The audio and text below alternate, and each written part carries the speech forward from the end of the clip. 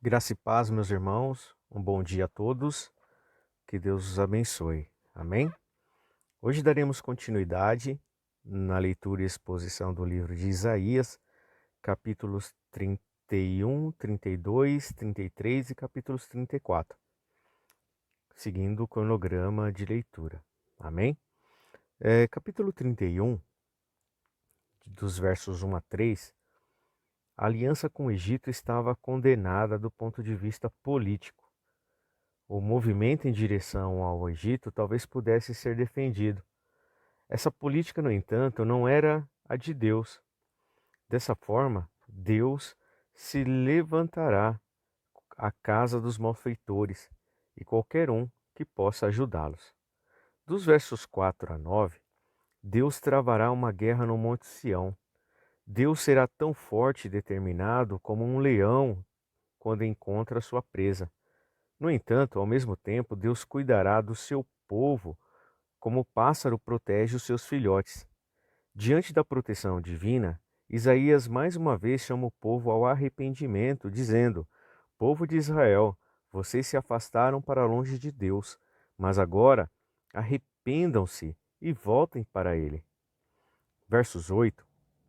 Isaías afirmou de novo o que nós vimos no capítulo 30, que a Síria cairá, mas somente por causa da obra de Deus. E essa referência foi uma referência à destruição durante a noite do exército de Sinaqueribe, em 701 a.C. A expressão rocha de refúgio refere-se ao rei que usa sua força do exército. Em qualquer caso, os assírios ficaram apavorados. Sião será fornalha de Deus. Em uma noite, o exército assírio foi exterminado. Os comandantes assírios, vendo os soldados, foram abatidos pelo anjo do Senhor. Ficaram aterrorizados. O fogo a que se refere pode referir-se ao fogo do altar do holocausto, que queimava continuamente. Capítulos 32, versos 1. Vimos um governante messiânico e seus subordinados que governarão com justiça, em contraste com os líderes condenados no capítulo 28. A nova liderança dará refúgio e refrigério ao povo de Deus. Os cegos espiritualmente verão e entenderão a verdade do Senhor. Verso 5. O louco ou fraudulentos não serão mais respeitados. Como no livro de Provérbios, o tolo ensina a falsidade e desconsidera as necessidades dos outros. Atrás dos governantes egoístas de Judá e influenciando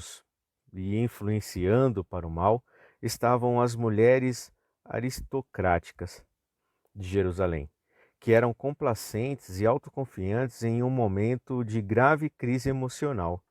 Isaías declarou que em pouco mais de um ano a terra e as cidades serão desoladas. Em um pouco mais de um ano, a oferta de uvas e, consequentemente, do vinho será cortada. As mulheres são convidadas a entrar em amarga lamentação sobre o terrível destino que se abateria sobre as suas terras. Isaías previu o abandono completo de Judá. Espinhos e abrolhos tomarão a terra. Jerusalém se tornará um deserto e o palácio abandonado. Animais encontrariam refúgio nas ruínas da cidade. Essa sentença divina contra Jerusalém começou a ser executada pelos assírios em 701 a.C. No entanto, por causa do bom rei Ezequias, a cidade foi poupada e a destruição foi finalmente efetuada pelos babilônios em 586 a.C. Nos versos 15 a 20, a condição desolada de Jerusalém continuará até o derramamento do Espírito de Deus. A terra de Judá permaneceu abandonada sob a liderança de Esdras, Neemias e os profetas pós-exílio.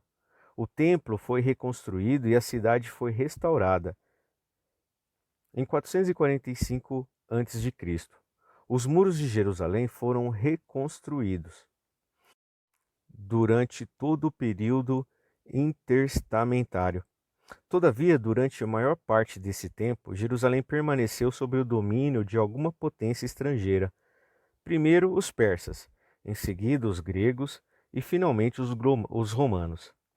A glória, ou seja, a Shekinah de Deus, já não residia no Santo dos Santos. Deus permaneceu em silêncio.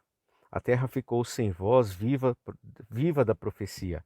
Por essas razões, Jerusalém era considerada deserta durante o período entre os testamentos. Entretanto, com o derramamento do Espírito no dia de Pentecoste, uma nova era foi inaugurada. Isaías retratou as bênçãos associadas com a vinda do Espírito em termos de campos férteis e florestas exuberantes. O princípio básico exposto nesse versículo é que a paz não é algo que Deus simplesmente derrama sobre uma sociedade corrupta. A terra deve ser limpa e, e semeada com justiça, cujo fruto é a paz. Para isso, a promessa do Espírito é imprescindível. Isaías comparou, irmãos, a floresta em uma cidade como na antiga Guerra Santa. Deus usará o granizo para derrubar os inimigos. Por outro lado, aqueles que são cidadãos no reino desfrutarão de bênçãos em abundância. Novamente, Isaías utiliza imagens agrícolas. As lavouras serão tão abundantes que o agricultor não terá que se preocupar em estocar alimentos. Finalizando o capítulo 32 e iniciando o capítulo 33, ao contrário dos últimos 5 ais que vimos nos textos anteriores, o texto não caiu sobre o povo de Deus. A palavra destruidor é uma referência à Síria.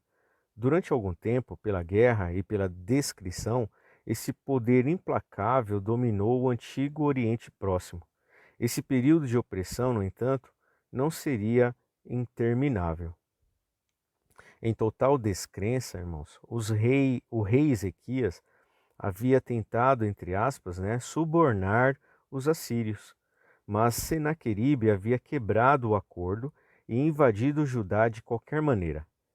Ele era um ladrão, um traidor, um tirano, e Deus prometeu julgá-lo. Ele havia destruído os outros e será destruído. Deus não se deixa escarnecer. Pecadores colhem o que semeiam. Isaías capítulo 32, versos 2, é uma oração do remanescente piedoso, quando Jerusalém foi cercada pelo exército assírio. Deus havia prometido que teria misericórdia daqueles que confiassem nele. Deus poupou Jerusalém por amor a Davi e por um remanescente crente que confiou e orou. Nunca subestimemos, irmãos, o poder de uma minoria orando. O rei Ezequias fez uma coisa tola quando tomou os tesouros do templo e tentou subornar Senaqueribe. E aí temos uma referência em 2 Reis, capítulo 18. Mas Deus o perdoou e lembrou-lhe que o temor do Senhor é o seu tesouro. A descrença olha para os recursos humanos para pedir ajuda, mas a fé olha para Deus. Isaías capítulo 33, a partir dos versos 7 a 16, vimos agora Isaías que agora amplia o tema da exaltação de Deus. Primeiro, ele esboçou a necessidade desesperada do povo antes da sua libertação. Jerusalém será reduzida a um estado lamentável. Mesmo os homens valentes ficarão chocados. Emissários de paz falharão em sua missão e as entradas ficarão desoladas e inseguras. E aí nós vimos isso entre os versos 7 e 9. No entanto, irmãos, na hora mais escura, Deus manifestará o seu poder e ele se dirigiu, por assim dizer, aos invasores assírios. Seus planos sobre Judá eram fúteis. A luta para subjugar Judá foi comparado a uma gestação dolorosa que resultou em nenhum nascimento. Os invasores assírios serão consumidos rapidamente como espinhos e abrolhos pela ira de Deus. A libertação de Jerusalém não apenas glorificará a Deus entre os gentios, mas também espalhará temor entre os judeus. Quando os judeus viram 185.000 soldados assírios mortos por Deus em uma noite, eles perceberam novamente o que Deus de Israel era um fogo consumidor. Versos 17 a 24.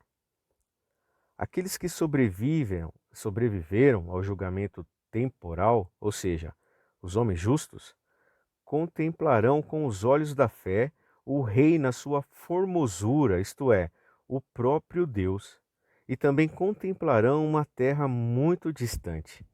O reino do Messias será uma cidade segura, ao contrário da Jerusalém histórica. Esta Sião se situará ao lado de rios largos, mas não rios que permitirão ataques naval. O pensamento é que Jerusalém teria uma fonte de água abundante. A presença do Senhor na Sião celestial, irmãos, funcionará de três formas. Primeiro, como juiz, como um daqueles salvadores cheios do Espírito que pousará e poupará Israel dos opressores estrangeiros. Segundo, como legislador, ou seja, aquele que regula a vida através da sua instrução.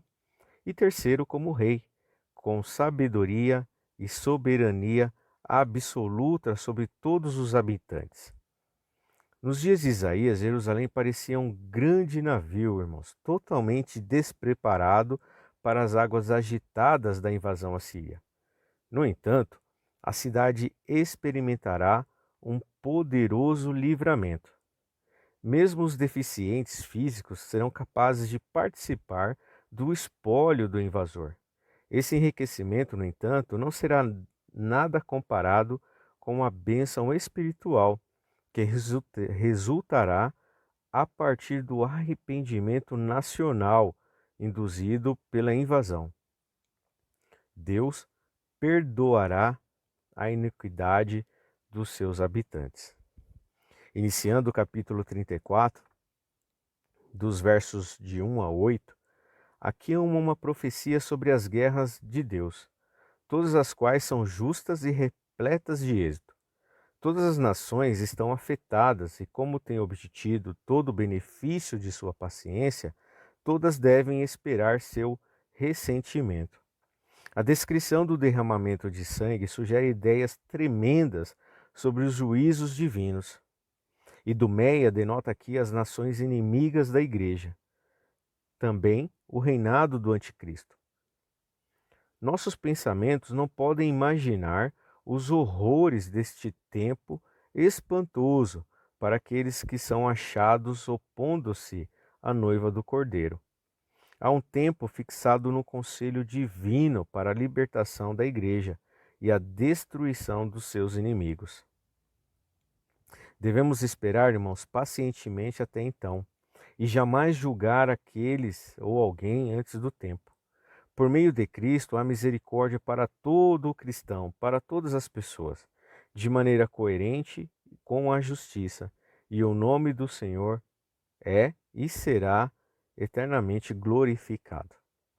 Finalizando Isaías capítulo 34, dos versos 9 a 17, aqueles que desejam a destruição da igreja não podem fazê-lo e arruinarão a si mesmo. Que mudanças radicais o pecado pode trazer? Tomam uma terra fértil em ermo, uma cidade povoada em deserto. Comparemos, irmãos, tudo o que descobrimos no livro de Isaías até o momento. Como Deus, com os tratos da providência que tiveram a favor do seu povo, para que sejamos mais diligentes na busca do reino de Deus e a sua justiça. O que a boca do Senhor tem mandado, o seu Espírito Santo cumprirá. Que possamos observar com um aumento contínuo as provas da verdade, conforme as promessas vão se aproximando uma após a outra. até que essas espantosas cenas tragam dias mais felizes. Como Israel foi uma figura da igreja cristã, assim os idumeus, seus inimigos declarados, representam os inimigos do reino de Cristo. A Jerusalém de Deus pode estar até em ruína por um tempo, mas os inimigos da igreja serão desolados para sempre. E com isso, amados irmãos, nós finalizamos o capítulo 31, 32, 33 e 34, que fazem parte da leitura do dia de hoje. E eu espero os irmãos até amanhã. Um forte abraço e fiquem com Deus.